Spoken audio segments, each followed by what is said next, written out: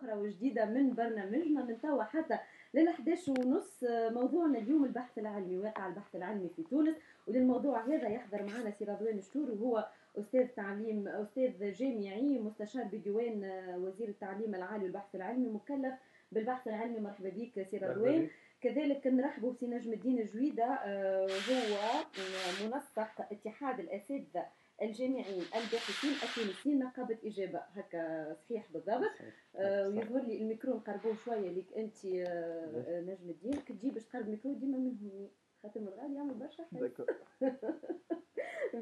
مرحبا بك. كذلك نرحبوا بمراد يعقوبي اللي هو مكلف بالإعلام في وزارة التعليم العالي والبحث العلمي. مرحبا بكم ضيوفنا الكل. باش نلتحق بينا من بعد باحث تونسي اللي هو هيثم الصغير من 11 حتى من 11:30 باش نتناقشوا معاه حول واقع كذلك البحث العلمي. المجال مفتوح لكل الباحثين الجامعيين اللي يسمعوا فينا على 71 840 305 71 840 305 باش يدخلوا معنا وباش يطرحوا بعض الإشكاليات اللي يراوها في قطاعهم، قطاع البحث العلمي في تونس. أنا في كل حصة ديما نبدأ بطبيعة بالمسؤول اللي مكلف بالملف هذا. نحب ناخذ فكرة، حبينا يكون معنا سي حسين بوجرة عن طريق الهاتف. هو الهاتف نتاعو تونيزيانة، ومن سوء حظنا اليوم اللي هو تونيزيان دار عمل فينا عمايل تونيزيانة اليوم، قالوا المكالمات بلاش هكا من توا من حينكم استغلوا الفرصة.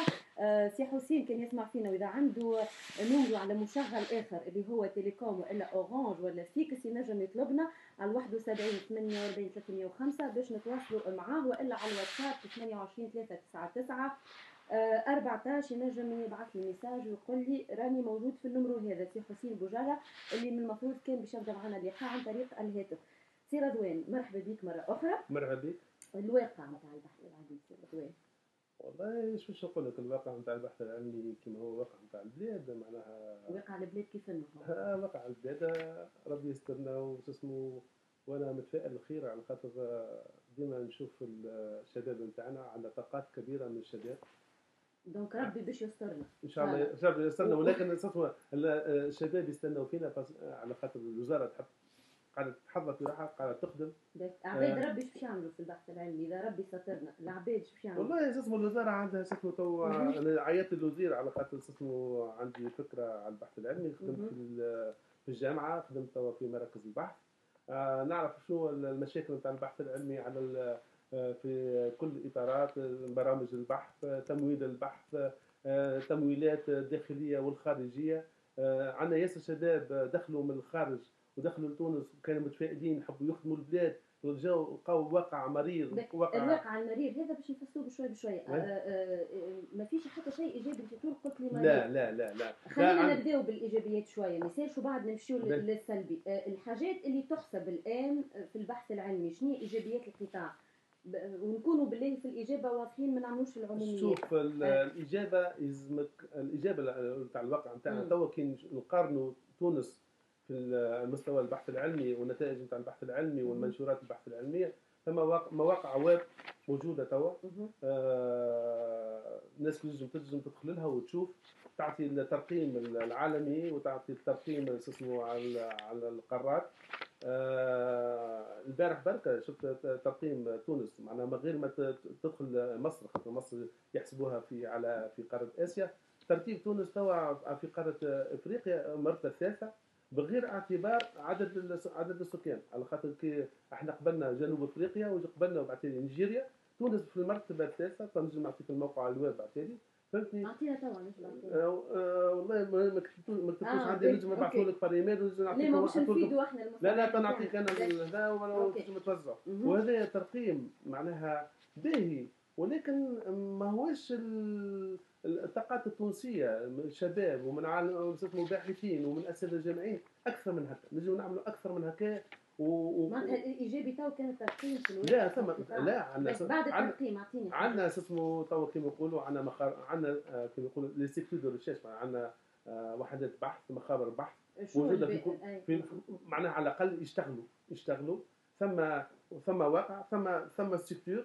ولكن خير كي نشوفوا بعض، نشوفوا روحنا بارابور ليبيا ولا بلدان اخرى افريقيه، اسمه راهو تونس الارضيه موجوده، اما الارضيه ما اسمه فيها شويه صعوبات. يلزم العباد كلها تخدم بعضها باش تكون تعطي رؤيه جديده للبحث العلمي، باش ترجع البحث العلمي قاطره للتطوير الاقتصادي والصناعي، ترجع البحث العلمي امكانيه من الامكانيات للرقي بالبلاد. لا مش رقي باش اسمه تو عندنا مجتمع تاع شو يقول ربي الشهادات العلميه، خاطر اسمه تو اسمه طالب مستوى العلمي تاع الشهاده العلميه، وخاطر تو نجموا نشاركوا التكوين مع امكانيات البحث باش يولي تكوين الطالب على مستوى عالمي.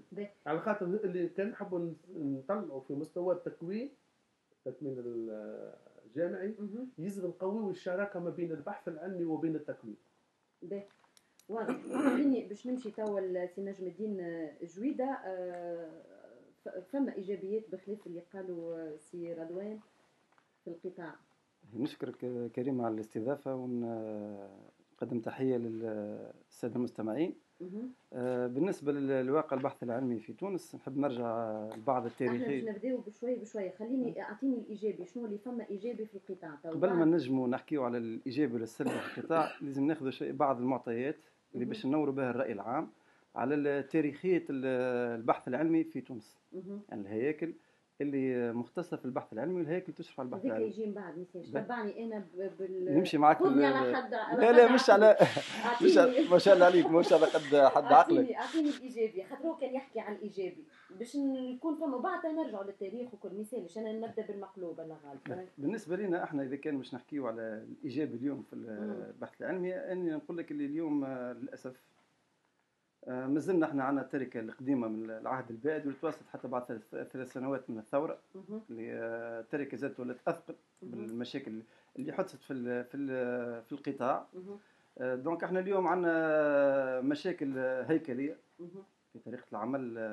ما عندك حتى شيء ايجابي تو حسب كلامك هذا؟ والله يعني بالنسبه لي اليوم اذا كان مثلا ناخذ ابسط مثال، لو نرجع من بعد بالتفصيل، كي ناخذ الميزانيه المخصصه للبحث العلمي اللي قاعده تراجع منذ سنه 2008، ما نجمش نقول اللي ثم ايجابيات. خاطر احنا بالنسبه لنا اذا كان نحبوا نطوروا القطاع، لازمنا ثم تمويلات مهمه باش يصير تطوير القطاع. اذا كان نشوفوا الهيكليه في المخابر ووحدات البحث، هي صحيح قاعده تزيد في العدد، ولكن نفس طريقه العمل ما تغيرتش. دونك احنا للاسف قاعدين ورثنا من الفتره السابقه الكميه، نخدموا ديما على الكميه. عندنا قداش مثلا من مخبر بحث، عندنا قداش من بحث نقري في قداش من 1000 طالب 500,000 طالب، وما بعدنا على الجوده وعلى الكيفيه. دونك احنا اليوم في تونس حتى كي نشوف شهيدنا ما عادش عندنا نفس المستوى اللي كانت في السابق. يعني احنا اليوم عندنا مشاكل بالجمله. وللاسف نقول النقطه السلبيه الكبيره اللي صارت اليوم في الجامعه التونسيه بعد الثوره، هي ما تحلش ملف البحث العلمي للنظر بطريقه جديه للاصلاح. وانا ناكد هنا على التشريك، وبصفتي النقابيه نحب نحكي هنا من المنطقه هذه زاد على الاقصاء الموجود للاسف في الوزاره هذه. تحكي انت على اصلاح القطاع مثلا؟ نحكي على اصلاح القطاع، الاقصاء اللي صار، يعني عدم تشريك الباحثين في مختلف المستويات، عدم تشريك الاطراف النقابيه، بعض اطراف النقابيه، وللاسف زاد ما وصل حتى شيء حتى في الاستشاره اللي تعاملت من 20 ابريل من خلال لجان الاصلاح. احنا بالنسبه لنا طلبنا ساعتها في 20 ابريل 2012 اللي قلنا لازم تشريك جميع الاطراف الفاعلين، من هياكل نقابيه، من جمعيات علميه، من نسيج صناعي واقتصادي. خاطر بالنسبه لنا ما نجموش نحكيو على تطوير القطاع سواء في التدريس والا في البحث العلمي من غير ما يكون عندنا النسيج الاقتصادي والصناعي. واللي جزء كلمه اخيره في نفس السياق اللي هو نجر عليه اليوم، مثلا نلقاو بعض القوانين القوانين الاساسيه مسطه، مثلا بالنسبه لقانون الباحثين، القانون الاساسي للباحثين اللي طال انتظاره واللي هو كامل الوقت. نفرضوا له حديث باش ناخذوا وقت، يعني باش نحكيو على القانون الاساسي. سي مراد اليعقوبي المكلف بالاعلام في الوزاره، سمعت توا سي رضوان اللي هو مكلف يعني مستشار عند سيد الوزير مكلف بالبحث العلمي، وسمعت كذلك باحث تونسي اللي هو ينشط في اتحاد الاساتذه الجامعيين الباحثين التونسيين نقابه اجابه. كمكلف بالاعلام هوني انا لفت انتباهي ممكن حاجه قالت نجم الدين، عدم تشريك الفاعلين في القطاع وقت اللي باش نجيو نصلحوا. كيفاش تجاوب على النقطه هذه؟ تحية ليك والضيفين الكريمين ساعة. بالنسبة لمسألة التشريك هذه اللي طرحها أخونا نجم الدين، هي مسألة نقدية معناها. هو ما عندهاش علاقة بالبحث العلمي، هي عندها علاقة بتمثيل الأساتذة، وبالتالي هي غير ذات موضوع بالنسبة لي أنا اليوم، ولكن ما دام طرحت نتحدثوا فيها. اي طرحت نتحدثوا، اي هو يقول لك انتم ما تجيبوش تصلحوا كل ما فماش الصبغه التشاركيه، فماش تشريك. هو يقصد لم يتم تشريك نقابة إجابة في مستوى معين، وثم في مستوى ثاني يقصد انه لم تقع استشاره الاساتذه. كان غلط تقول لي نجم. يعني مش خليك تتكلم ونعقب عليك باش ما نقصش عليك الكلمه. لا باش كان غلط ما نبنيش على غلط. نجاوبك انا تقصد معناها هذا نقصد لا نقطتين، التشريك النقابات الكل اللي كان موجوده، وتشريك زاد الباحثين. اي هذا باش نقول اي خاطر انت كي تقول لي صار تشريك، انا تو نجاوبك في انا ما قلتش صار تشريك. انا لخصت كلامك. قلت لك انا قلت اللي انت ذكرت نقطتين تقصد بعدم التشريك، عدم تشريك نقابه اجابه، وفي نقطه ثانيه عدم تشريك الاساتذه في بعض القرارات او المرتبطين بالبحث في القرارات. هكا ولا ما نحبش نبني انا حاجه غلط. بالنسبه لتشريك مختلف النقابات، الوزاره راهي لا تنتمي الى اي نقابه، وفما واقع حتى حد ما عنده مزيه باش يقولوا هو انه ثم اساتذه في الاتحاد العام التونسي للشغل في الجامعه العام، وفما اساتذه في نقابه اجابه.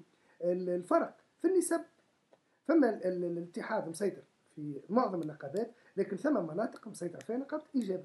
دونك انتم كي تبداو باش تعملوا حاجه، احنا سامحني جوست ما هذاش في الواضح، احنا كي نتفاوض اذا كان مسائل تهم الزيادات مثلا، تهم مثلا يعني ثم مسائل معينه حسب القانون الموجود يقول لنا التفاوض مع النقابه الاكثر تمثيليه. اذا كان مسائل اخرى مثلا في البحث العلمي، انا شخصيا لا اعرف ان هناك مانعا من ان تشارك اجابه، وبالعكس من هذا انا نعرف اللي اجابه من اول نشأتها، وهذا كلام قلته ونعاود ويلزمني، رغم اللي اجابه ما كانتش باهيه معايا انا شخصيا معناها في بعض الكلام اللي قلته. لا ما الاجابه مربوطه بالسؤال. لا نجاوبك انا. نقابه اجابه مثلا من اول ما ظهرت قدمت رؤيه وعملت ملتقى مهم جدا وانا حضرته، وكان فيه معناها بالفعل رؤيه، على الاقل رؤيه ما نقولش باهيه ولا خايبه، اما يبقى الاساتذه باش يحكموا عليها، وبالتالي ليس هناك اي مانع انه تشارك اجابه او غيرها. اي كور، اي جسم، نقصد اي معناها هيكل ممثل يمثل جزء من الاساتذه مهما كان هذا الجزء، بالنسبه لنا احنا هو طرف مفاوض، ما فما حتى اشكال. وبالتالي التشريك بتاع النقابه وغيرها، انا هنا نذكر خويا نجم الدين في الملتقى اللي عملناه في ديسمبر عام ناول، احنا لم نستدعي النقابه، ما فماش حتى نقابه، استدعينا رؤساء مراكز البحث والمديرين نتاع مراكز البحث وبعض المسؤولين على المخابر ووحدات البحث. احنا باش نخرج اخونا نحب نجاوبوا في النقطه هذه باش ما ناخذوش برشا وقت في حاجات اللي تنجم جست كلمتين. احنا بالنسبه لنا سي مراد قال احنا يعني التمثيليه والتشريك. احنا اش نحكي بريفمون على حكايه انتم بخلاف الحكايه نتاع الزيادات في الشهريه هذاك احنا قانون الشغل حاجه بحث علمي اسكو موجودين ولا لا؟ انا نعطيك التاريخ والمعامله مع الوزاره ماناش موجودين. احنا قعدنا اكثر من شهرين نمشي ونجيو على الوزاره مع المستشار النقابي، وقدمنا حتى مشروع على تاسيس الجامعه التونسيه، خاطر احنا حاملين المشروع اللي صار فيه تشريك اكثر من 20 استاذ جامعه، كان فيه سي مراد حاضر اللي هو فيه الخطوط العريضه اللي نراوها الرؤيه نتاعنا للاصلاح في الجامعه التونسيه في مختلف المحاور، وكان ثم وعود بالتشريك في لجان الاصلاح اللي تعقد اللي هي فاهمه. انا سؤالي اللي يطرح نفسه تو اللي يجي في بال برشا مستمعين، علاش انتم ما كومش مع الاتحاد، وعلاش ما نعرفش علاش القسمه هذه من اصله، وحتى كان مقسومه علاش ما تتعاملوش مع بعضكم؟ نحس كانه فما جفوه هكا. يعني انا نكون مش نكون مع هذا ما ياثرش حتى على البحث العلمي، كل شيء مربوط ببعضه. يعطيك صح.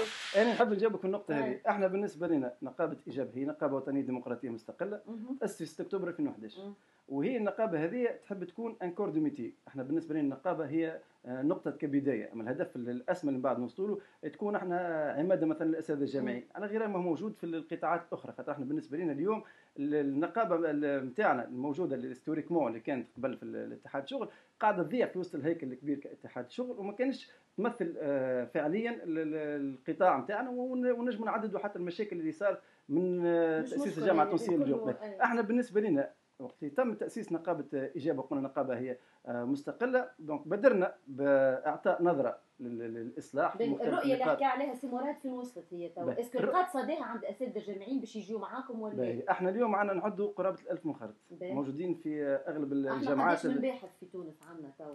لا احنا اذا كان باش نحكيو على الاساتذه الجامعيين، احنا رانا الجامعيين في تونس للاسف عندنا عزوف كبير على العمل النقابي، يعني تاريخيا اكثر من 70% من الاساتذه الجامعيين ما همش منخرطين نقابيين، يعني باش نكونوا واضحين.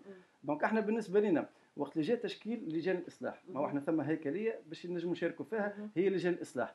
للاسف ما بقاش التشريك نتاعنا، وحنا قلنا بالنسبه لنا راهي ماهيش امور ماديه كما تحكي مجله الشغل على التمثيليه، وحتى التمثيليه هذيك نجم تكون تمثيليه نسبيه، 5 مثلا اعضاء، نجم يكون مثلا 4 من النقابه الاخرى عضو منا، 3 من النقابه الاخرى اعضاء. هذا ما صارش، خاطر احنا نحكيو اليوم في ثوره ونحكيو على ديمقراطيه، ماناش نقعدوا في العهد الديكتاتوريه والراي الواحد الفكر الواحد. دونك للاسف حتى في موضوع البحث العلمي ما صارش تشريك، ولا في مثلا بالنسبه لمنظومه التعليم العالي، خاطر ما ثماش كان الامور الماديه. هذا دونك ما صارش تشريك نتاعنا في الامور هذه. حاجه اخرى بالنسبه حتى في 20 افريل ما صارش تشريك، يعني اللجان هذيك ما صارش قانونيا. في اللجان موجود التشريك مكتوب، يعني الجامعه العامه للتعليم العالي موجود النص واضح. دونك احنا بالنسبه لنا ما فماش تشريك سي مراد في 20 افريل. انا ما نقولش صار تشريك، قلت بالنسبه لنا احنا في التفاوض مع في كذا مسائل تم زيد، والمسائل تم يعني هذيك الاتحاد باهي. وفي الحاجات الاخرى هل هما موجودين جاوكم للوزاره قبلتهم؟ ليس هناك اي اعتراض، وهذا انا نقوله ما ثم حتى اعتراض. تبدا فما اجتماع نجم يفوتهم هما ما يسمعوش، ما كنت استدعى انتم كي ما يجيكش مش مشكل، قاعدين تستدعوا فيهم ولا لا؟ دوره هو يحضر، دوره هو يطالب بحضور ويحضر. هذه مش صيغه، راهي الصيغه هذه مش عمليه. انا نستدعى خاطر وقت نولي نستدعى لكور الكل. لا لكن فهمتنيش انا مثلا شخصيا ما عنديش حتى مشكل معانا اجابه. مراد ساعات وقت اللي تبدا فما اجتماع ولا فما لجان، فما ناس يلزم تحضر باش نعمل باش يحكيوا في موضوع معين، فما اطراف متدخله في الامور هذه. اسمع انا مش انا مش نداخل، انا مش نداخل، ما نقصش الفرق.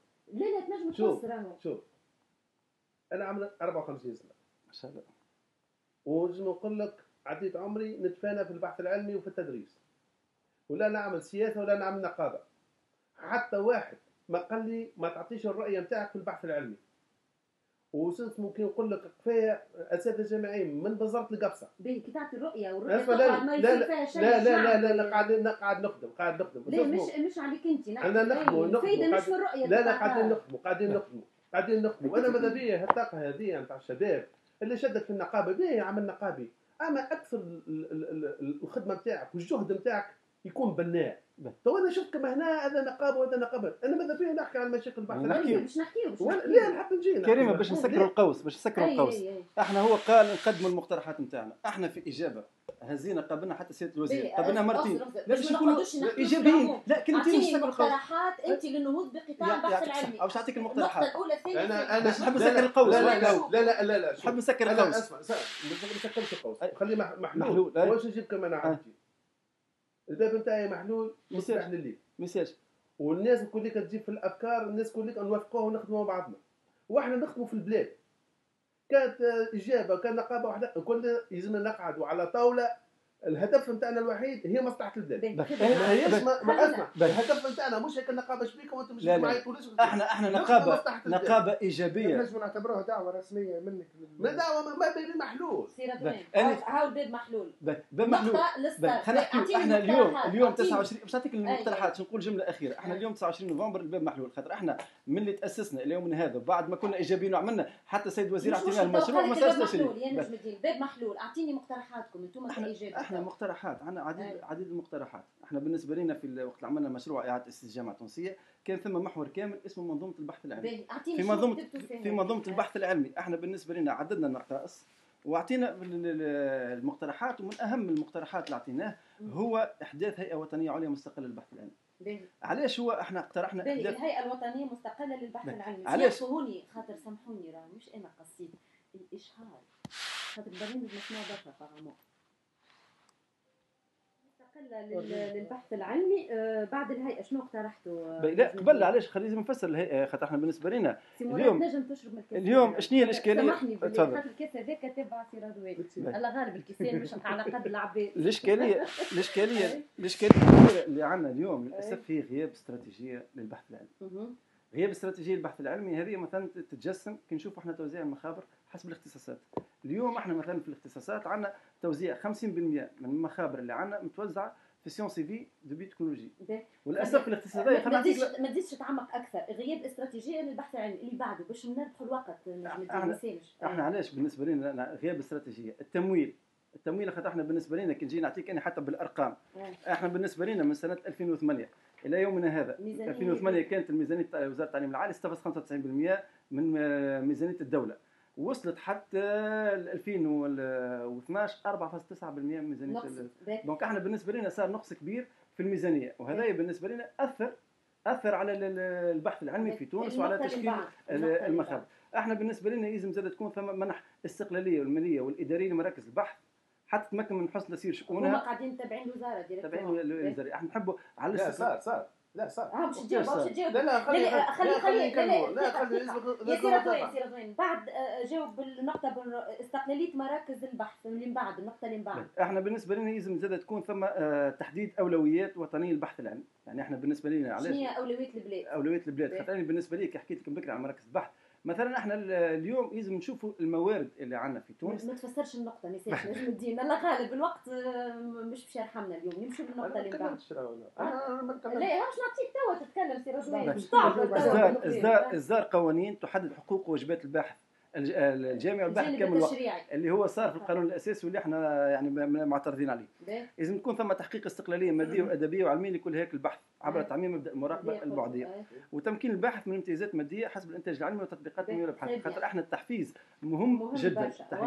احنا نطالبوا بالتقييم والمتابعه ولازم يكون ثم تحفيز. واهم حاجه نقطه اخيره هي تطوير العلاقه بين الباحثين والصناعيين. خاطر احنا اليوم ما لازمش يكون بحث علمي ابستري نقعدوا ديما في الابستري وريالمون يعني بالنسبه لنا ما يكونش حتى استفاده في المجتمع تاعنا من البحث العلمي. ونقطه اخيره اللي انا واحد من الناس عشتها وقت اللي كنت نعمل في البحث نتاعي في الخارج اللي هو احنا بالنسبه لنا للاسف خيرنا مش غيرنا. بمعنى نحبك تفسرها لي. هذه فسر خيرنا مش غيرنا. انا بالنسبه لي تقريبا مثلا منخرط في مشروع بحث اوروبي مثلا خاطر هم عندهم غادي كاين الامور التمويل والنتائج نتاع الابحاث ياخذوها هما وتصير حتى دي رياليزاسيون يعني تسليم ويكون يبيعوهم بعد حتى للمدرسيات واحنا هنا ما نخرجوا بحاجه. يعطيك صحه نرجع لك توا سي رضوان ثم مجموعه من اللقاءات نقطه في نسيت نقطه اعطيني نقطه. الهيئه الوطنيه المستقله للبحث العلمي فين وصل لهذا؟ نقول لك الاقتراحات نتاع الزميل نجم الدين كل قاعدين ناخذ فيهم بعين الاعتبار. ماذا بينا تكون عندنا هيئه وطنيه عندها استقلاليه سياسيه وماديه وكل شيء حتى علميه. في الهيئه سي في الهيئه شنو فين وصل توا؟ قاعدين نحضروا في هيئه اعطيني ما تعممليش. ثم عندنا توا اسمه مثلا عندنا مجلس نتاع رؤساء مراكز البحث تعمل كما عندنا لا الهيئه الوطنيه المستقله للبحث العلمي فين وصل المشروع هذا؟ موجوده الفكره. هذه الهيئه هذا اسمع يعني كل مديري البحث العلمي يجتمعون كما مجلس الجامعات. خلينا استنى مش اسامي مش حكايه تاع اسامي حكايه تاع البحث العلمي والوجود نتاعو في البلاد. البحث العلمي توا عندنا زود. عندنا بحث علمي يتعمل في مراكز البحث تابعين التعليم العالي وتابعين الصحه وتابعين الفلاح وتابعين الثقافه ويلزم العباد. عندنا فوق 37 مركز بحث. وعندنا القطاع الكبير في البحث العلمي هو في الجامعات. والمشكله الكبيره القطاع البحث العلمي في الجامعات ما هوش مفعل. خاطر 85% من الباحثين في الجامعات فهمتني من الباحثين موجودين في الجامعات وهذا القوه الكبيره هذه ماهيش مفعله وماهيش واخده حظها. توا الاقتراحات شنو؟ الاقتراحات نتاعنا شنو هي؟ اللي قاعده توا السيد الوزير قاعده الوزاره تخدم عليها. كما عندنا اداره عامه للبحث العلمي هنا في الوزاره. وعندنا ادارات نتاع بحث في مراكز البحث. قاعدين نطلعوا باش نعملوا ادارات تاع بحث علمي في كل جامعه وتكون عندها الاورغانيغرام ستركتور نتاعها كيف ما هي في التعليم العالي. تتبع الكلها شنو؟ تتبع مجلس ولا هيئه ولا شنو؟ اسمعني نسمع فيك. البحث العلمي والتعليم العالي اللي معمول ما اسمه بالرقي اسمه بالديفلوبمون ريجيونال الرقي بالجهه. نحبوا تنميه جهويه. نحبوا الجامعه بالتعليم والبحث نتاعها تكون اداه اسمه كيما يقولوا للرقي. هو توا اثار نقطه قال هيئه يسمع هيئه وطنيه مستقله للبحث العلمي. مش نجيب لك اسامي نتاع عباد وخليهم لك غاديك يبدا مش فاعلين ليه. يلزم تعمل الاستركتور نتاعي، لازم يكون البحث العلمي نتاعي جاي من قفصه حتى البنزرت، لازم يكون الجامعه هذا وقتاش باش يتعمل؟ قاعدين نخدموا فيه يا اخي. شو اسمه اي ممكن تقعد تخدم عندك اجل معين تقول بعد عامين 3 4 5 6 7 8 باش يولي عندي كذا. حنسالك سؤال، انت دخلت الجامعه خذيت الدبلوم تاعك النهار الاول؟ لا 4 سنين. وبعد 4 سنين عملت ستاج ولا؟ خلينا ما هو الزمن محدد هذاك الزمن معروف. اذا ما دبلتش باش نعمل 4 سنين. انت كان ما تعطلتش قداش باش تعمل فيها الهيئه. ثم كما يقولوا اولويات. اولويات.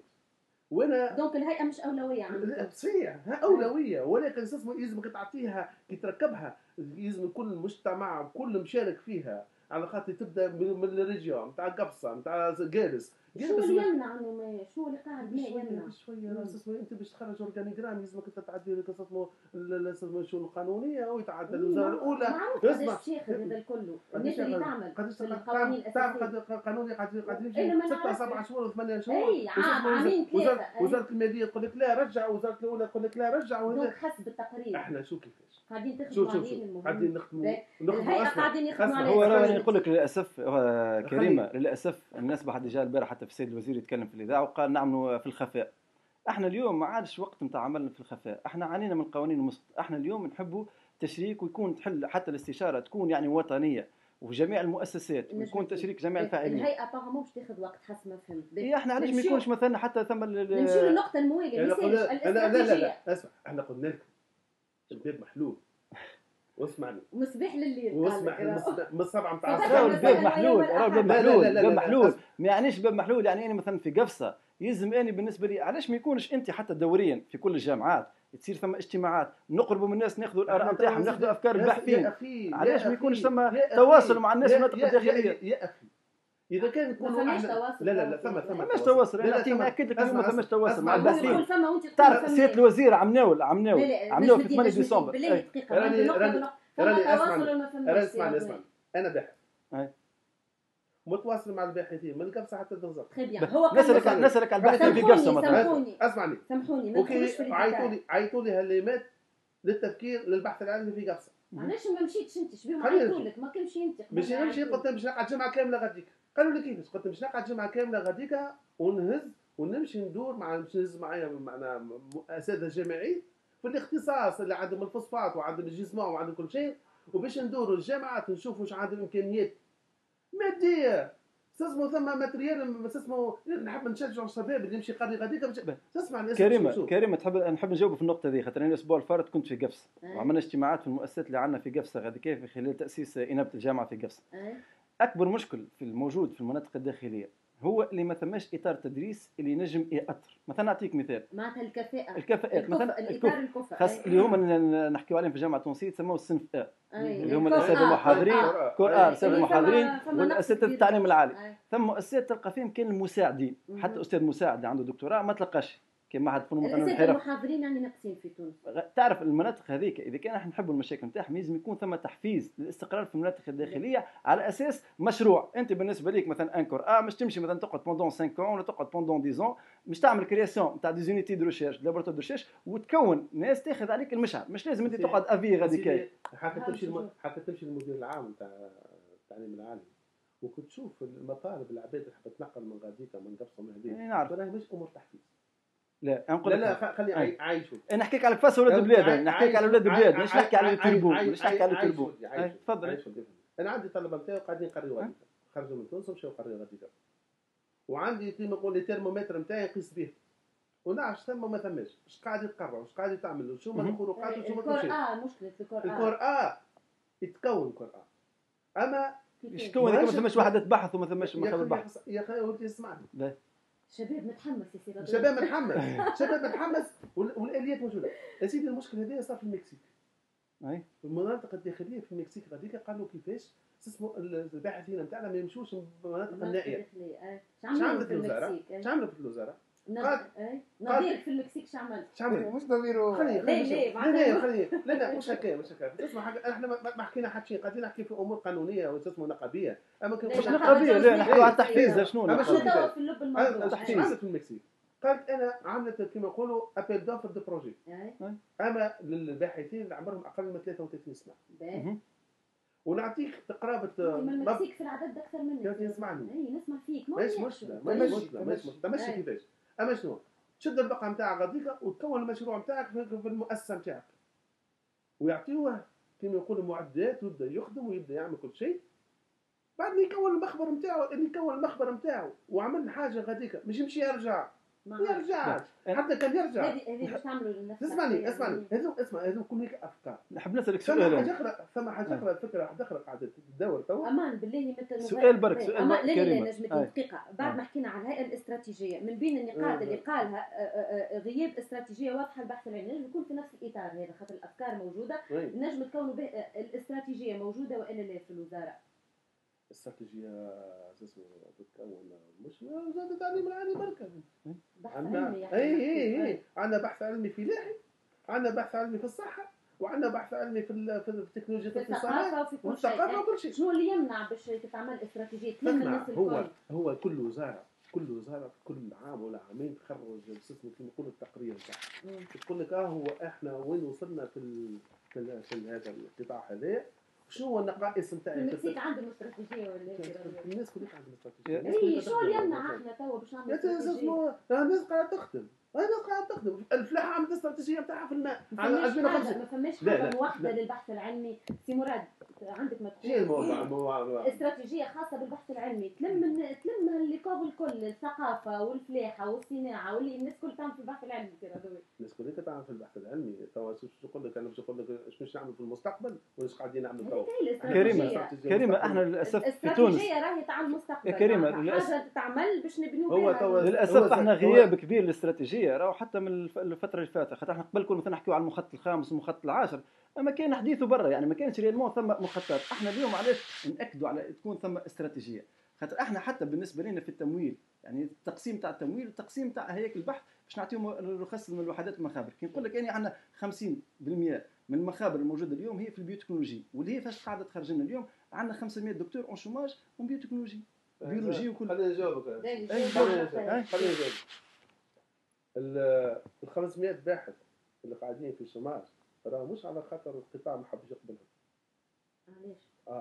على خاطر اسمه كي تمشي تشوف بالتالي شويه التاريخ فهمتني لازمك تشوف شنو المستوى العلمي نتاع اسمه الشهادات العلميه دونك المطروح شنو يعني المستوى العلمي هاي سيدي المطروح شنو سي مراد صح مناقشه الطياره لا على خاطر انا حكيت مع زميلي سي مراد وحبينا شنو نعطوا تطلعات توا على الاقل باش ننقذوا التكوين في التعليم العالي ننقذوه ونطلعوا في المستوى نتاع الشهاده العلميه عملنا قاعدين نحضروا في المنصات التكنولوجيه في كل منطقه. هذه داخله في الاستراتيجيه السماء ولا داخله في الاستراتيجيه يعني ملاحظه خلي يعطيك ملاحظه فقط للتأثير. اي البحث العلمي بصفه عامه النقائص نتاعو الاساسيه شنو انه اما بحث مرتبط بالمخابر وغير مفعل عمليا على الارض والا بحث مرتبط بحاجيات غير مرتبطه ببلادنا. مخابر الاولويه اللي قال عليها مخابر كبيره واللي هي حتى كانت تعطيك بحث تعطيك جزئي مرتبط بالاستراتيجيه نتاعها هذه اهم الواحد. حاجه اخرى الشهاده العلميه اللي نعطيها حتى في مستوى متوسط ولا في معناها جوست دكتوراه ولا بدايه الانجينيوراه ولا انجينيور ولا غيره كلها مرتبطه بمسائل نتاع تدريس. يعني نلقاو باحث اكثر همه التدريس نلقاو الات من جهه اخرى كي يكون دي مليار ثم ارقام خياليه معناها الآلة لا تستعمل إلا ساعتين ولا 3 في النهار. تستعمل كما قال زميلي كان في البيوتكنولوجيا. فما آلة قالوا لي ب10 مليارات جات عادمة أصلا. لا ثم مشاكل في المانتونونس. اسمعني بالله يكمل الفكرة هذه برك. وبالتالي أفضل الحلول اللي الصباح اللي جات تحدثنا فيها عملنا جلسة على أنا سألت عن نقاط هذوما وذاك علاش أنا اقترحت قلت لك ماذا بينا يكون النقاش معناها ناس عمليين. دونك الأفضل هو استغلال الطاقات الموجودة والرفع من مستوى التكوين ومستوى التعامل مع الآلات. أنا حاب أقول لكم وزارة التعليم العالي عندها إمكانيات من الآلات كما يقولوا إيكيبمون بالعشرات مليار دولار. وزارة التكوين هذا لا عادة سامحني سي رضوان ما فما نقاط مهمة 10 مليارات ولا مليارات ديزاباغي هذوما الماكينات الكبيره وملوحه مش نعملوا في حاجه. مش ملوحة، هذا كيفاش شنو هذا ما فيش غير استراتيجيه ولا زاد لا ثم استراتيجيه وثم عقليه وثم تو يلزم كي يجي الباحث تقول له هو اسمه المعدات الثقيله بتاعك اللي بتسوى مليار دولار راه يلزم تدخل في منظومه التكوين. يلزم المؤسسات الجامعيه تنجم تبعث الطلبه بتاعها باش يعملوا تكوين على مستوى عالي. فهمتني ولا؟ هذا يلزم تحضير قوانين ويلزم تحضير استراتيجيه. هذا كل ما كانش موجود هذا كله جديد. هذا كله جديد. هذا احنا الوزاره نتاعنا قاعده بعثت مسؤولين ودارت الجمهوريه التونسيه كامله من القبصه للبنزر وقاعده الجمهوريه راهم من الزيبه للبنزر اسمه لا اسمه الجامعات وكل شيء اسمه من قاعده تشوف المعدات الثقيله الموجوده وشنو هو مستوى الاستغلال نتاعها وقاعدين نحضروا في استراتيجيه مع اسمه الوكاله الوطنيه لتطوير البحث العلمي وقاعدين تمويلات حتى تمويلات مع على دي بروجي مع مشاريع اوروبيه معنا باش نخصصوا فلوس معنا الفلوس تجينا مشاريع اوروبيه نستغلوها باش نكونوا. خلينا نكمل شو المشروع هذا يا سيدي؟ كل ما هي معدات ثقيله داخله في اطار تكوين معناها كما نقولوا بيوتكنولوجيا ولا اسمه الطاقه المتجدده ولا في الميكرو الكترونيك ولا في اي حاجه باش نعملوا لها كما نقولوا اطار نتاع سيستم دي جيستيون. فهمتوا ولا؟ وباش نخولوا لكل الطلبه اللي في الجامعه هكيه عندهم الحق باش يدخلوا ويعملوا التكوين نتاعهم التطبيقي وتبدا المنصات هذه تخدم من 6 نتاع الصباح حتى 9 نتاع الليل. ولهذا الاساس الوزاره قاعده تخدم باش تعمل ستاتيو تاع بيرسونيل دو سوتيان من التكنيسيان ومن الانجينيور ومن اسمه الاداري اللي يخدم في المنصات هذه باش تتحل المنصات هذه على خاطر المشكله نتاعنا الوحيده توا في وسط البلاد هو مشكله اقتصاديه ولكن متراكمه. علاش؟ على خاطر الشهاده العلميه من الماستر ماجستير ومن اسمه انجينيور ومن اسمه مهندس ومن الدكتوراه ما هياش على المستوى العالمي. اذا كان الناس كلها تتضافر الجهود نتاعها بالوزاره والنقابات الكل والباحثين والمجتمع المدني والوزارات الصناعه ووزاره التكوين كل ما عندي امكانيات نتاع معدات ثقيله نحب ندخلها في المشروع هذايا باش انا توا حاجتي بالشاب يكون عنده شهاده على مستوى عالمي او علاش مستوى عالمي على خاطر اذا كان صاحب الاموال المستثمر حب يدخل في قطاع جديد تكنولوجي خاطر توا 20 سنه تالي وتوا كلك دول التكنولوجيا فهمتني حب يدخل في قطاع جديد استثمار يلزم يلقى الارضيه ملائمه يلقى الارضيه شكون الارضيه يلقى الطالب عنده صاحب شهاده عليا عالميه يقول كيفاش باش نوصلوا له احنا باش نوصلوا له كيفاش انا نحب نحكي في النقطه هذه جوست تعقيب صغير. انت تو تحكي على المنصات وتحكي على المعدات الثقيله انا نحب نقول لك للاسف اليوم في الجامعه التونسيه احنا اغلب المؤسسات الجامعيه مكريين ما عندهمش جيلوكو. المؤسسات الجامعيه تلقى الاساتذه ما عندهمش حتى مكاتب. انا نحكي لك في قفصه ثم مؤسسات سامحني حتى تواليت ما عندهمش. انت بالنسبه لي الاستاذ لا عنده وين يأثر لا عنده وحدات بحث في المناطق الداخليه منعدمه يعني وحدات البحث ومخابر البحث. كيفاش انت اليوم مش تحكي لي على منصات وتحكي لي على شهائد علميه؟ هاو قاعدين نخدموا عاده احنا علاش انا قلت لك الاستراتيجيه راه ثم حوايج تكون اكور تيرم اموين تيرم اي الون تيرم. يعني انت بالنسبه ليك احنا علاش تو مثلا احنا قلنا لازم تكون ثم استشاره حتى اهل الاختصاص خاطر اهل ما ادرى باش يعابي. احنا اليوم الباحثين في مختلف الاختصاصات. استشاره 20 افريل ايش صار فيها؟ ما صار فيها حتى شيء. استنى خليني لا بربي حاب نجاوب. يا اخي شكون كرا اسمه الكليات وخلى الطلبه تقرا في اماكن مكريه يا اخي نتاع توا ولا نظام انا كي بديت بكري كلمتي قلت تركه انا سمعتني بكري كي قلت لا خلينا نكونوا واضحين احنا رانا ما نحملوش الامور اكثر ما تتحمل مانيش نحكي انا قلت تركه ماشي قلت لك اني راهو اليوم الوزاره بركه البلاد وبركه الكليه لا باش نكونوا واضحين التسجيل وداير كتبتها انا قال تركه قديمه هيك موجوده نحكي لك نقول لك راه تركه سامحوني يا مان انا هنا الحكايه في 20 افريل شنو هي اللي صار فيها؟ ما وصلت حتى شيء وصلنا قوانين مسقطه وصلت قوانين مسقطه هذاك واش وصلت دقيقه واحده قوانين مسقطه ما وصلت لشيء. احنا عملنا ردك على الحكايه هذه باش ناخذ اطار اشمل الاستشاره الوطنيه شنو هي وبالمناسبه باش نعقب على مازال حضور اجابه ولا الفترة هذيك إجابة لم تكن معناها عندها امتداد، وهي توا تحدث لا قطع النظر على اجابه، هو يحكي كباحث توا، هو استشاره 20 حتى ابريل. كان يقول يحكي على باحث ما صار فيها شيء، هو يحكي كنقابة إجابة. انت تحكي أنا نعرف أنا نحكي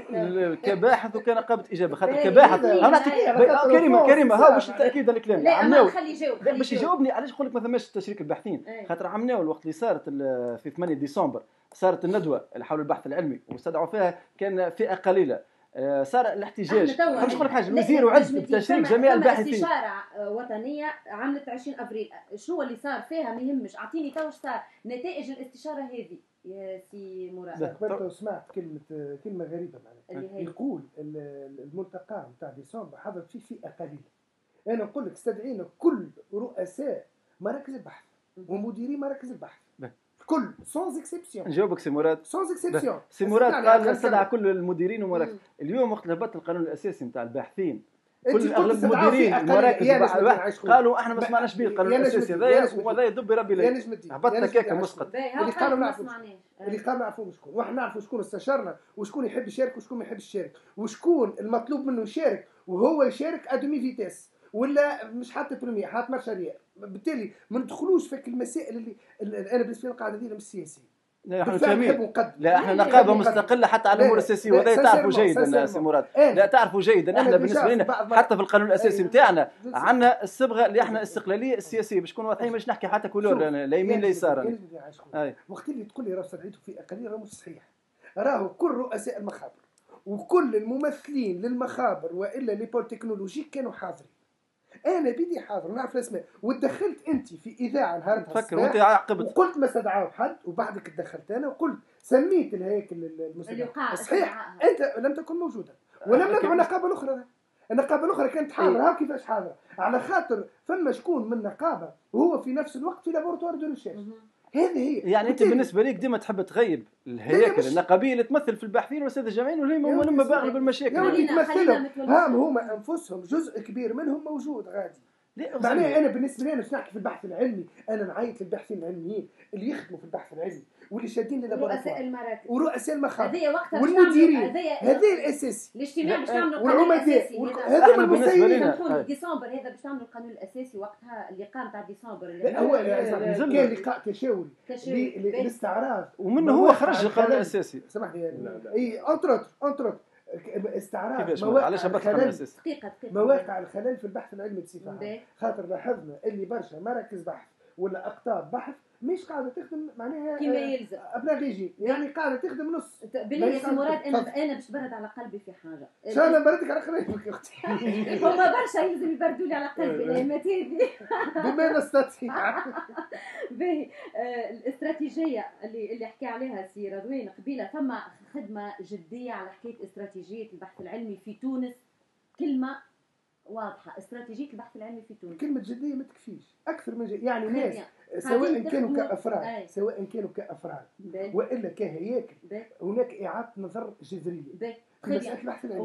واضح نكتفي بالايجابيه. استقلاليه مراكز البحث العلمي ماديا، النقطة هذه في حكاية تمويل على الوزارة كيفاش نجم هما طالبين. أنا جاوبك السؤال هذا. جاوبني أنت سي رضوان. أحسن خاطر أنا ما عنديش إجابة. أنا راني اسمه باحث في مركز بحث. تابع مركز بحث اسمه تكنولوجيا الطاقة ببورسعيد. وعام 2010 تعدينا من صبغة اسمه إدارية لصبغة اسمه EPST اسمه إتابليسمون بيبليك كاركتير نو أدمنستراتيف. اسمه كاركتير ساينتيفيك تكنيك.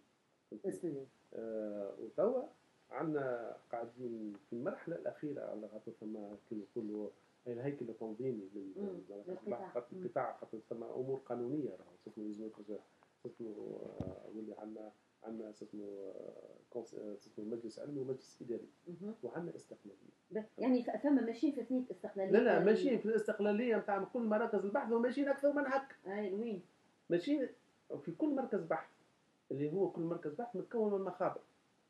وشفنا والوزاره شافت والمديرين العامين شافت اللي لقاو توزيع المسؤوليه في كل مركز بحث جاي على واحد ولا على فرد ولا واحد ولا زوج افراد. وهذا ما يتمشاش باش يدفع للمركز باش يطلع ينهض. قلنا في كل مخبر وكل مخبر متكون من مشاريع بحث. وحدات لا مشاريع بحث. مشاريع وكل رئيس مشروع بحث عنده استقلاليه العلميه والماديه، واللي هو الوزاره تحاسبه هو. اي عندك الاستقلاليه الماديه، عندك فلوسك، وعندك البروجرام نتاعك، وماشيين اكثر منها. كاين مش ولي كاينوا مشروع، كاينوا اطار مشروع اوروبي عنده اسمه شوما لي رابور سمعتيهم، لي ديليفرابل سمعتيهم بالتوقيت، وشكون هو يتبع فيه من برا، معناها باش قاعد يتبع في المسار نتاعو. راهو اسمه ماشي في ثنيه. اسمع انا عندي مشاريع بحث اوروبيه، ونعرف كيفاش تخدم مشاريع البحث الاوروبيه، وقاعدين نخدموا زاده على اساس الباحثين الشبان نكونوهم في لي مونتاج دو بروجي اوروبيان وانترناسيونال. خلي وانا نحب نرجع البحث العلمي، التعليم العالي والقطاع نتاع البحث العلمي قطاع يدخل الفلوس للبلاد. ماذا بينا احنا؟ لا مش قلت لك ماذا بينا وقاعدين نخدموا بجديه ونجموا نستقطبوا اولادنا الكليكا ويجيبوا الفلوس من برا. خلي نكمل خلي المراكز ولا تعملناها فعليا مسمى اغلبيه الوحدات قاعدين اما قالك موجوده يعني الفكره موجوده. ولا هو بي اس تي سي ولا هو بي اس تي تكنوبول بروسيدريه اسمه سونتر دينيرجي، سونتر دو لو، سونتر بيوتكنولوجي، سونتر دو ماتريو، لي دو سونتر نتاع السوس جاكم الجديد، وقاعدين نخدموا فيه وقاعدين نعملوا له في الشراكه نتاعهم مع الكترونيك. تقصد يا ولدي اسمه قاعد نخدم تحكي على سونتر ميكروالكترونيك نتاع السوس، وقاعدين نعملوا له في مازال ما بداش ولا ما يعني اسمه تكون واسمه مشكله اسمه وحتى المدير العام نتاعو عطينا افكار، كنا نشرك اسمه الجامعه وشرك اسمه النسيج الاقتصادي نتاعك، وقاعدين الباحثين ما لازمش تشارك معنا نابتوا قاعدين الباحثين. انا نحب نسال حاجه، ما غير الوزاره اذا كانت تعمل اجتماعات في مراكز البحث والا في المستوى الجامعات ويصير تشريك. حتى مثلا نعطيك مثلا من الاشكاليات الباحث، مثلا انا مريت بها التجربه. عندي مره ارتيكل تقبل في كونفرنس يصير في المغرب في دقيقه في كونفرنس في المغرب. الوحده البحث نتاعي قداش تعطيني 500 دينار. كي نمشي غادي كايه البي دافيون والاقامه ونخلص على البابي 450 دولار. شوف انت الباحث قداش دفع من جيبه باش ينجم يشارك في كونفرنس انترناسيونال. يعني انت بالنسبه ليك اليوم علاش قلت لك احنا عندنا المشاكل من بكري احكي على التجهيزات الكبيره قبل ما نوصل حتى للتجهيزات الضخمه. احنا عندنا مشكله كل سواء في الوحدات، يعني عباد ما عندهاش حتى بيروات ودي بي سي باش تعمل البحث. نحكي على الباحثين في التأثير وكل شيء.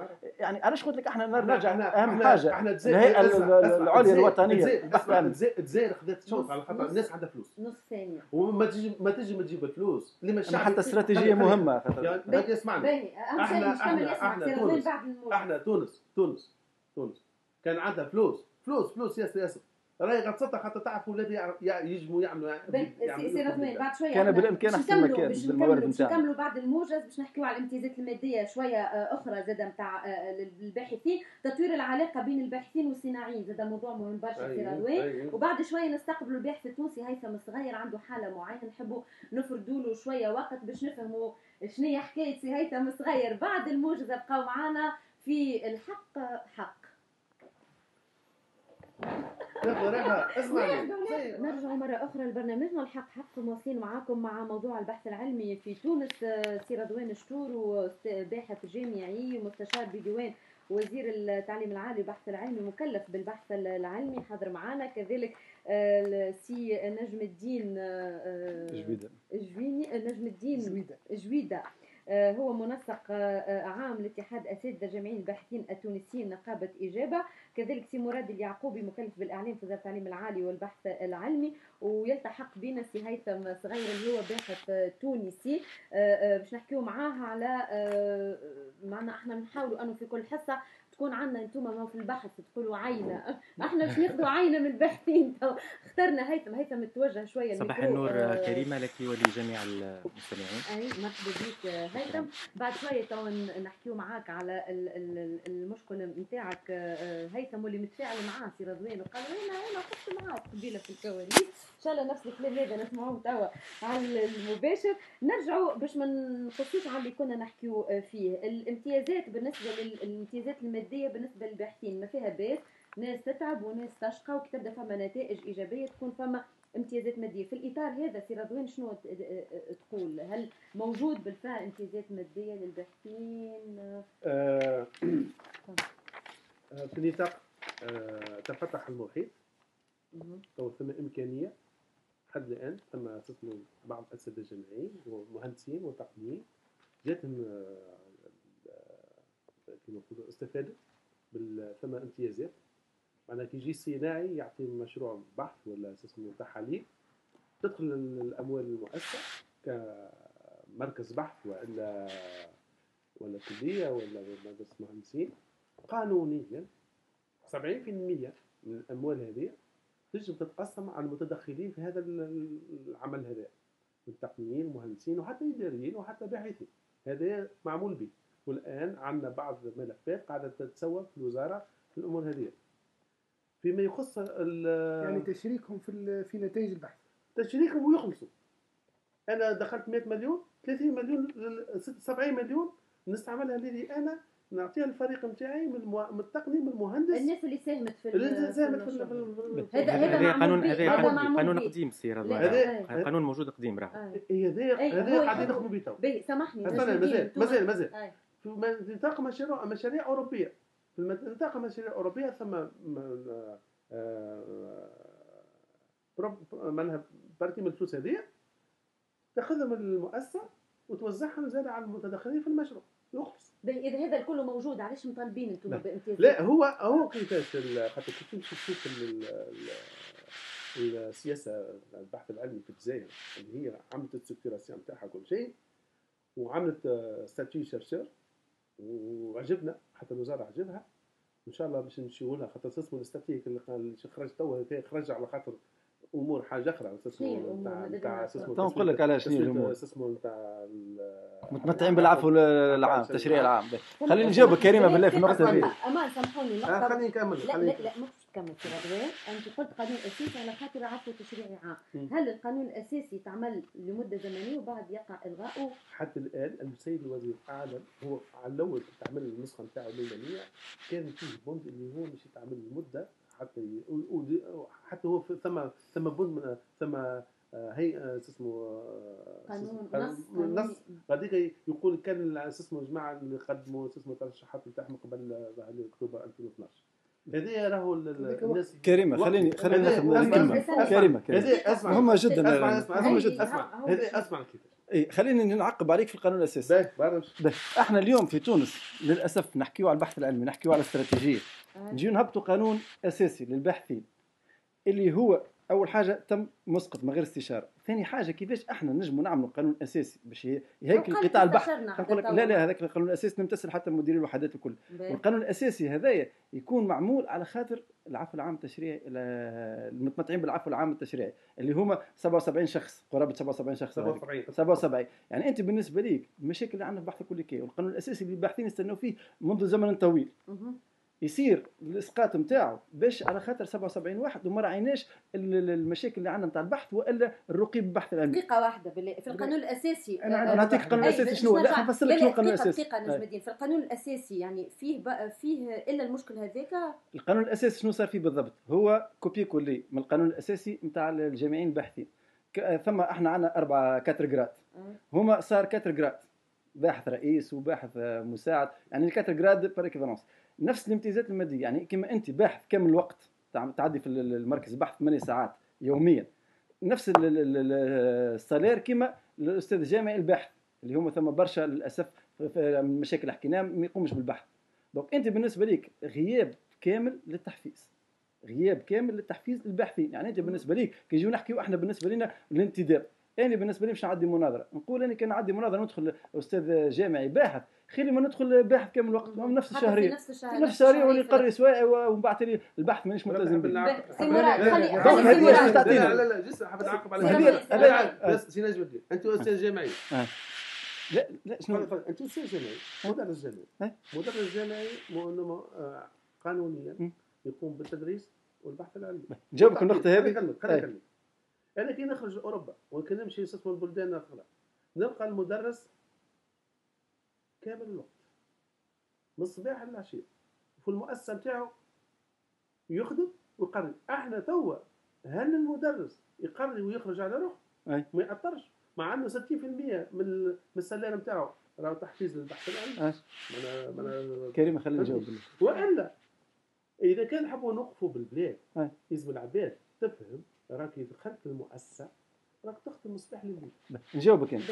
لا خلينا نجاوب في النقطه نرجع للنقطه هذه ونرجع مهمه النقطه هذه نرجع لها. فما نوع من الحيف كيف نقولوا راه القانون هذا تجعل فقط الكاتيجوري معينه واللي خاطر مو صحيح. ثم القول كذلك انه لم تقع استشاره احد. احنا نعرفوا اللي كل على الاقل احنا في الوزاره نقوم بهذا. كل ما يقع التواصل مع الباحثين في مراكز البحث ولا في الاقطاب نتاع البحث الاقطاب التكنولوجيه تطرح المساله هذه. وسيد الوزير خلال زيارته الكل اللي قمنا بها للاقطاب البحثيه كانت المسائل هذه كلها بالنسبه للوزاره على الاقل واضحه. سي مراد اذا كنت شاركت اسكو القانون الاساسي كان على حسب انتظارات الباحثين ماك شاركتم انتم على وراءهم. سامحني انا اللي لاحظته سي مراد انه برشا باحثين حسب قلنا نحضر في الحصه اهم حاجه كي تتصل بهم شنو مشاكل القطاع الحاجه الاساسيه القانون الاساسي. انا كباحث من القطب التكنولوجي بسيدي ثابت لم نتعرض ولم تقع استشارتنا في الامر عدد 4259 هذا اللي اصدر السنه واللي هو كما قال زميلي نجم الدين تقريبا نسخ على الامر عدد 1825 لسنه 1993 يعني بدلنا من استاذ تعليم عالي ولا استاذ رئيس ظهر لي دونك رئيس باحث فهمت. والاضافه الوحيده حسب راي سيدي الكريم هي متعلقه باخواننا نتاع المتسعين بالعفو التشريعي العام فقط. شنو تجاوبوا هذه نقطه. خليني نكمل كلامي. عندي نسق وعندي فكره نحب نبلغها اللي يقبلها ما يقبلهاش هذاك الموضوع اخر. رد بالك وانت تتحرك في الساعه المتروات يا نجم انعدام الاستشاره هذا كلام عام مش دقيق. خاطر نحن قمنا باستشاره عدد مهم من الباحثين لما حاله مش كهياكل ولكن عنا على اطلاع بالمشاكل اللي تعرضوا لها في مراكز البحث ونعرفوا ما يحدث في مراكز البحث. وقت اللي نجيو القانون في حد ذاته القانون الاساسي في حد ذاته اول حاجه ما فماش قانون يستجيب للتطلعاتكم. ثم اكثر من هذا الكل نحكيو على ابسط التطلعات يا سي مراد. اساسيتين. القانون هذا راهو ماهوش للباحثين المدرسين باحثين كامل الوقت في المراكز البحث كامل الوقت. وبالتالي ثم برشا ديكور اخرين هيكل اخرى اللي ما عندهاش علاقه بالموضوع تدخلت على الخط على خاطر كلمه اسقاط هي تعجبها تظهر لها شعار نقابي. سي مراد سي مراد خليني نجاوبوا. لا انا ما تكلمتش برشا نحب ناخذ كلماتي بعدين على الاقل نبلغ. مازلت ما كملتش ما في ساعه باش نمشيو لهيثم توصينا دول مش نحكيو عليه. لا هو في كلمتين نحب نعقب على سي مراد. مازال تفضل عندنا 15 دقيقه اخرى. النقطه الاولى انه القانون هذا اولا متعلق بسلك معين اللي يحب يدخل من الساده المدرسين الباحثين يتفضل اللي ما يحبش هو حر وبالتالي هو يهم فئة معينة. والنقطة الأهم أن الوزارة قالت نحن منفتحون على كل المقترحات وبالتالي يولي نقاشنا توا سامحني اي واحد ينجم يقول انا منفتح الاقتراحات تجي وتبقى هكاكا. هل انتم لا خافت القانون الاساسي مش مقترحات شنو دورها تو. لا باش نسال راني انا هل الاقتراحات تاخذ بصفه جديه؟ ضروري هذا. كريمه كريمه نحب نقول لك على علاقه اساتذه معناها ما تنجمش تعيط لهم ما تاخذش برايهم. احنا بالنسبه لنا نحب ناكد على حاجه في دقيقه من زمان. احنا بالنسبه لنا اول حاجه كي قال هو يهم سلك معين متفاهمين اللي هو يسمى الباحثين في كامل الوقت. واحنا وقت اللي حتى حكينا وهبطنا البيان نتاعنا عندنا مثلا سيد احمد الرباعي اللي هو عنصر من المؤسسين من الهيئه التنفيذيه اللي هو باحث كامل الوقت مركز البيوتكنولوجيا في صفاقس ويأكدوا على عدم الاستشاره. هذه حاجه. ثاني حاجه انت تقول لي مثلا شاركت الباحثين بصفه غير ما عن طريق الهياكل. انا نقول لك اليوم حتى الباحثين اللي شاركتهم كان نسالوهم المقترحات نتاعهم ما تمش اخذها بعين الاعتبار لانه في القانون الاساسي اللي هبط اليوم اللي بعد هو حتى المقترحات كلها ما عادش عندها حتى قيمه. ما صارش كما حكينا لا حتى تحفيز لا حتى المقترحات اللي تقدمت هذيك يعني بالتطوير خاطر احنا مش نطوروا القطاع نتاع البحث العلمي من خلال دراسه تحفيز قداش يطلب. دراسه تحفيز احنا اليوم باش ندرس ملف التحفيز قداش يطلب. اعطيني وقت. شو ملف يعني تحفيز تحكي على تحفيز الاساتذه الباحثين قداش باش يطلب وقت انت؟ اعطيني انت وقت افتراضي. احنا بالنسبه لنا اذا كانوا يكونوا جديين احنا في جلستين نجم نفضوها التحفيز. لا احنا بالنسبه لنا اوزر انت عملت عملناه بدايه الاستشاره الانطلاق عملته 8 ديسمبر 2012. القانون الاساسي هبطوا في اكتوبر. اذا بناء على هذاك ما تنجمش انت تعمل فيه الدراسه للتحفيز. راهو ملف غير عادي. راهو كيف مش كيما تحكي عليه نظريا كيما تحكي في الواقع. عندك تجارب اللي صارت بحذاك وحولك في العالم كله نتاع التحفيز واللي ما كانتش ناجحه. التجارب اللي عملوها بما فيها في فرنسا اللي هي تعتبر على الاقل على المستوى البحث العلمي متقدم لم تكن ناجحه. احنا بالنسبه لنا فما حاجه يلزمها وقت. انتم فما حاجه يلزمها وقت وراهو اسمعني على ثبت فيه القانون الاساسي، على ثبت فيه القانون الاساسي يا سي مراد، على ثبت فيه، على ثبت فيه يا سي مراد، على ثبت فيه القانون الاساسي. اذا كان انت بالنسبه لك ما وصلتش باش تلقى مقترحات في التحفيز، حتى انت كي تقول لي هبط القانون الاساسي سكرت الباب للمقترحات. انا نقول لك راه مفتوح الباب. تو انا بالنسبه لي اي تفضل اسمع نسمع فيك تفضل. مرحبا. في دقيقه انت زاد سي رضوان. قاعدين نخدم والافكار نتاعكم والاقتراحات نتاعكم يا اخويا مرحبا بها. انا اسمع خليني نكمل. راني ما نؤمنش هذا، مش ما نؤمنش يا اخويا. اجي نخدموا نقعدوا على الطاوله ونلقاو الافكار. تخلصوا له النافيت نتاعهم باش يجي للسوسه على الاقل ليسونس. نمشي له احنا مشينا للقبصه، احنا مستعدين نشاركوا، ما عندناش حتى اشكال. احنا ماذا بينا التحفيز يوصل حتى للاستاذ تعليم عالي اللي قال لي في الجامعه. اما كيفاش؟ السنه خدمت هاي خدمتي يصير كلاسمون او تحفيزك. السنه خدمت في التحفيز، اما ما هوش ستاتيك.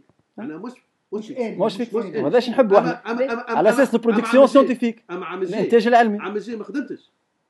احنا هذا اللي نشجعوا عليه، اللي هو يكون التحفيز على اساس الانتاج العلمي واضحه. وهذه الافكار نتاع وهذه افكارنا كلها احنا نشجعوا. سي رضوان وسي نجم الدين. احنا باحثين وعندنا اساس نحبوا نطوروا البحث العلمي كل شيء، واحنا نحبوا زاد نطوروا البحث العلمي وعندنا غيره، ونحبوا يكون ثم نفس ثوري في الجامعه التونسيه من خلال البحث العلمي. وماذا بينا يجي نهار نشوفوا امبري نوبل في الجامعه التونسيه، امبري نوبل في البحث العلمي.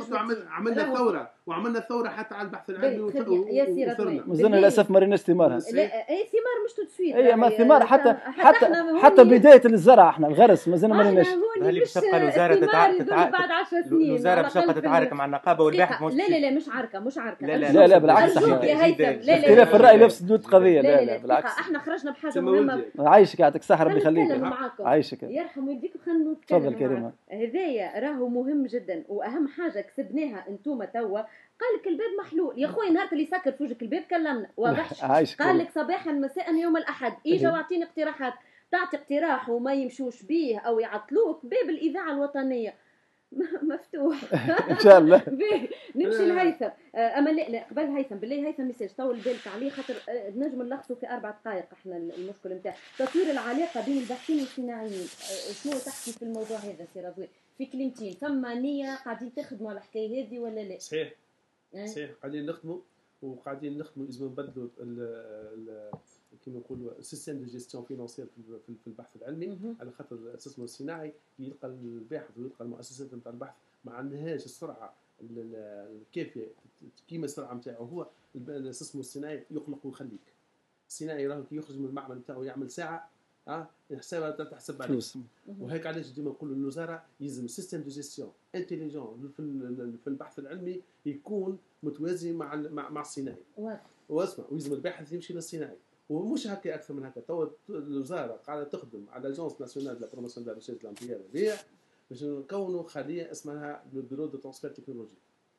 لو بوت على خاطر الباحث ما عندوش وقت باش يمشي للصناعي والصناعي ما عندوش وقت. فما لازم وسيط بيناتهم. الوسيط هذايا اللي هو يمشي يدور على المخابر يربح الوقت. مش عندك كابحاث جديده ايش عندك لازم كل شيء يمشي للصناعي يقول له لقيت هذا تحب تشري ما عنده قديكه وثم الوسيط. تري بيان واضح. مراد باش تعقب على تطوير العلاقه. الانفتاح هذا بالنسبه لي ثم ملتقى عملناه نتاع الساده العمداء وخصنا المساله هذه الانفتاح على المحيط الاقتصادي والاجتماعي. تعمل في مدينه سوس عملوا في اكتوبر في بدايه 10 انتر لو 10 13 اكتوبر.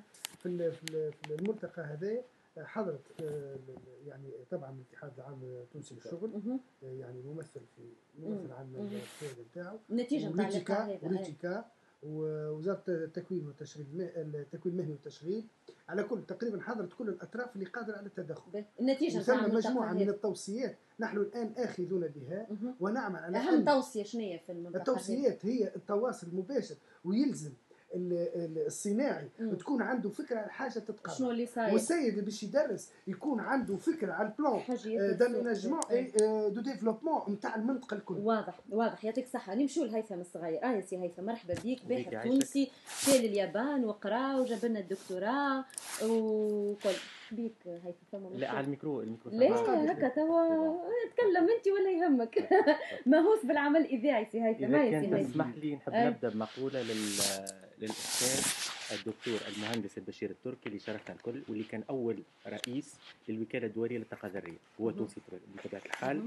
شو يقول هذا في مقال نشر عام 1992؟ يقول: ولم يبقى لتونس من البحوث النوويه الا الذكريات بعدما كانت في صداره الدول المتوسطه كالهند والباكستان وكوريا، وكادت تكون مثل هذه الدول اليوم دولة متقدمة في ميدان يحتاج إليه كل العالم، وما نسف المؤسسات ونبذ رجالات البلاد إلا تخريب للأمة بأكملها. معناتها أنت حسيت روحك تو من رجالات البلاد اللي حكى عليهم؟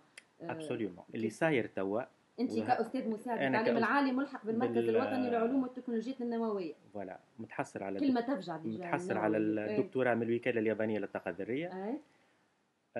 ومن فيفري الفارط بعد ما تقدمت بشكايات لوجود إخلالات في المركز هذايا، ما رعني إنه من 22 فيفري وقع منعي من الدخول لوحدة داخلية في المركز هذاك. علاش؟ تبعا لتقديم الشكايات هذيك. وشكاية شنو اللي خليك تقدم شكاية؟ الإخلالات فاش تتمثل؟ الإخلالات تنجم نلخصها في كلمة واحدة، هي الاغتصاب الوظيفي. ايش معناها الاغتصاب الوظيفي؟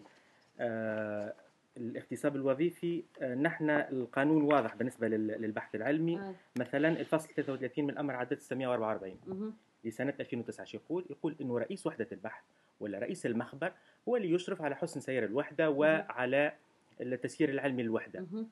دونك ما نجمش يجيك طبيب بيطري ولا مهندس يطالبك لي رابوري ساينتيفيك نتاعك، ماهوش من حق، ما عندوش الحق، ماهوش من التقاليد الجامعية والتقاليد البحثية.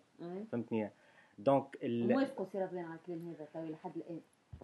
أنا خليه يكمل. دونك اللي صار انه وقع منعي من دخول وحده داخليه في المركز هذايا، والتعدي على على التسلسل الاداري، لانه الاغلاق هذا تم بدون موافقه مدير الاداره هذيك، وهذا اخلال زاده.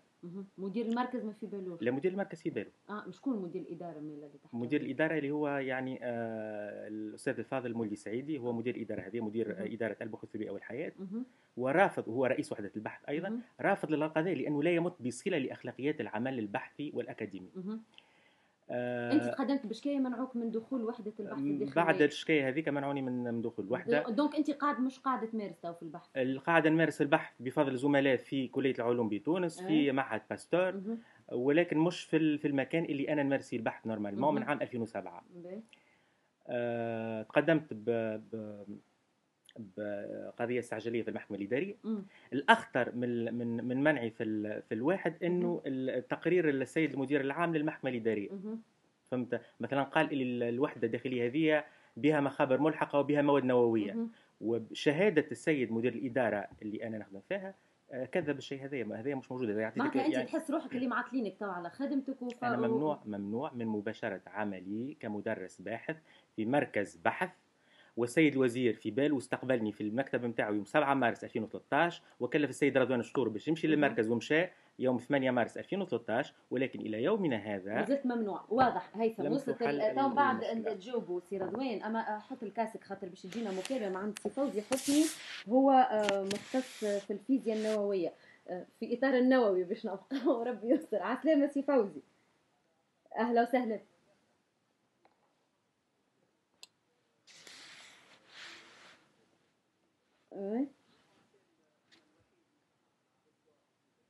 اي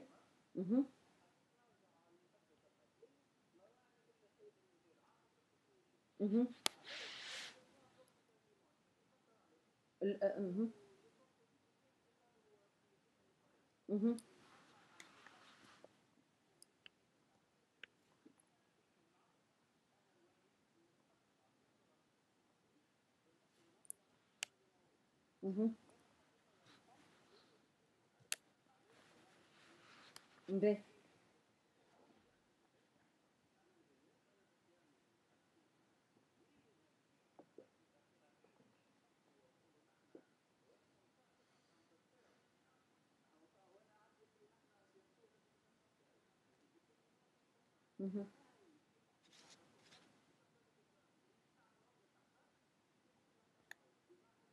واضح.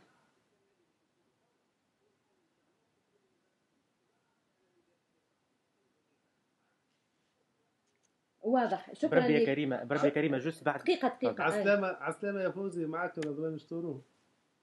معك سي رضوان يا فوزي. يا بس سامحني خلي نشوفوا خاطر هو قاري. تو كملت ملاحظاتك ولا مازلت عندك حاجة أخرى سي فوزي؟ تري بيان، أوكي.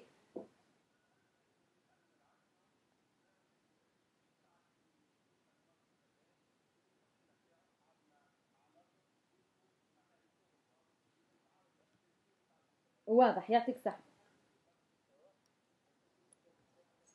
يعطيك الصحة، شكرا ليك. يعطيك الصحة، شكرا ليك سي فوزي. ملاحظة صغيرة كريمة. في كلمتين. هو سي رضوان اسمع، انت ما عطيتش الكاسك.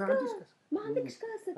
يا رسول الله، لا الكيسين كاملين على حسب الاعداد نتاعكم لا اللي كاسك. المهم ملاحظة صغيرة. سي فوزي حسني صارت عندنا أول مشاكل في مركز بخلطة النجوم النووية بسيدي ثابت. التحق بالمدرسة العسكرية كملتحق قبليك. عمل عام أنا قررت بعد حب يرجع للمركز. لا أنا قررت به كاسمه مستشار وزير التعليم العالي باش يرجع للمركز نتاعو، خاطر قاعدين نلقطوا في الطاقات البشرية في الاختصاص هذه اللي هما ناقص. هو قال الوحيد اللي عنده هو المقالة نتاعو قال اسمه معنا مازال عندنا 3 دقائق. الاختصاصات هذه في تونس ناقصة ياسر. وتوا النووي علاش ما رجعش المركز؟ والله انا البارح كنت مع اسمه رئيس الديوان وقال لي ما اشكال صغير شنو الاشكال؟ مدير المركز الجديد خاطر في باله يحب يتعدى على المصالح نتاعو. قلنا له راه نورمالمون ما تتعداش المصلحه نتاعك خاطر هذه امور معناها اداريه بحته. اذا كان في المركز نتاعك عندك مش يرجع اوتوماتيكمون تعطيه فيزا يرجع السلام عليكم. دونك باش يصحح له المدير مش يصحح له ما يصحح له نورمالمون. ماهوش جديد سي رضوان، المدير ماهوش جديد نتاع المركز. وبربي انا ملاحظه صغيره ولا عام وشويه ملاحظه صغيره بربي انا اضم عام يسمى جديد. انا اضم صوتي لصوت انا اضم يا كريمه انا اضم صوتي لصوت زميلي. وايضا نداء استغاثه للسيد رئيس لجنة الإصلاح الإداري ومكافحة الفساد بالمجلس الوطني التأسيسي السيد نجيب مراد لمساءلة السيد المدير العام للمركز الوطني للعلوم والتكنولوجيا النووية. هذا نداء استغاثة من باحث تونسي. نعطيكم توضيح. أعطينا توضيح على الحكاية هذه. وعلاش مجلس مراكز البحث طلبنا من سيد الوزير، قلنا بنحبوا مراكز البحث بكلية تبدا عندهم الميم اورغانيغرام. هذا المركز البحث النووي هذا ابناء. معناها عنده استقلاليه كامله، والمدرسين الباحثين كل عامين لازم يعملوا مطلب التحاق. واللي قاعدوا في المركز هذوما تابعين المركز كفيكس معناها ستاتيك فهمتني، هما الاداريين والمهندسين. وقعدوا للباحثين معناها كانوا هما اسمه ديتاشي. فهمتني ولا؟ باهي هاي تمتوا خلي مازال ما عندناش وقت. هو المشكل كلك وين؟ البيراميد مقلوبه. اتصور معناها ان رابور ساينتيفيك تاع ميت اسيستون ولا اسيستون ولا ميت دو كونفيرونس اللي فاليدي بار ان انجينيور ما تجيش باهي قاعد صاير هذا. والوزير اسمه طلب من الاداره القانونيه باش نقلبوا الصيغه هذه باش يرجع كيما الصيغه اسمه اي بي اس تي باش يرجع الريسبونسابيلتي ساينتيفيك يا خويا الساينتيفيك ولا ريسبونسابيلتي تكنيك يا خويا هيثم باش يرجع يخدم ولا انا راني مشيت معاه ودفعت عليه ومازلت مشكور سي رضوان مشهود بالكفاءة العلمية. انا مش خاطر ما نمشيش الاوراق نشوف ندخل تدخل سور بلاس ندخل على الابليكاسيون تاع مشهود له بالكفاءة العلمية مع عند الهيئة الوطنية اسمه السي عبد اللطيف بودبوز اللي هو استاذ. وقال لي في باله بمشكلته ولا والله الوزير طلبني باش نحل المشكله. مشيت غاديك ماشي الحلال. مشيت للحلال جبت روحي على خاطر صرت ثم ياسر تدخلات وثم ما عادش كنت تدخلات المركز هذايا نتاع التكنولوجيا النوويه الناس كلها فيسا تشكي بعضها بالمحاكم. واضح باهي ولا هذا قلقني. احنا باش نتبعوا الحكايه اذا فما جديد اكيد تو نسمعوا بها. يعطيكم الصحه. باش نشكر فيسا ضيوفي سي رضوان مشتورو اللي هو مستشار بالديوان وزير التعليم العالي والبحث العلمي ومكلف بالبحث العلمي. كذلك سي نجم الدين جويده هو منسق العام لاتحاد اساتذه الجامعيين الباحثين التونسيين. سي مراد اليعقوبي مكلف بالاعلام في وزاره التعليم العالي والبحث العلمي، سي هيثم صغير استاذ مساعد التعليم العالي ملحق بالمركز الوطني للعلوم والتكنولوجيا النوويه، توا ماهوش قاعد يدخل الوحده البحث ان شاء الله. وحده داخليه. وحده داخليه تدخل مركز، اما الوحده الرسمي مش قاعد تدخل لها، ممنوع من دخولها. ان شاء الله نسمعوا كان الخير. يا حاتم هاني باش نجيكوا خير 30 ثانيه مثال شراو عاجل سي كل نهار نص ساعه تكمل ساعه. فما بيوب، يلا نمشوا للبيوب. باي باي، بسلامه.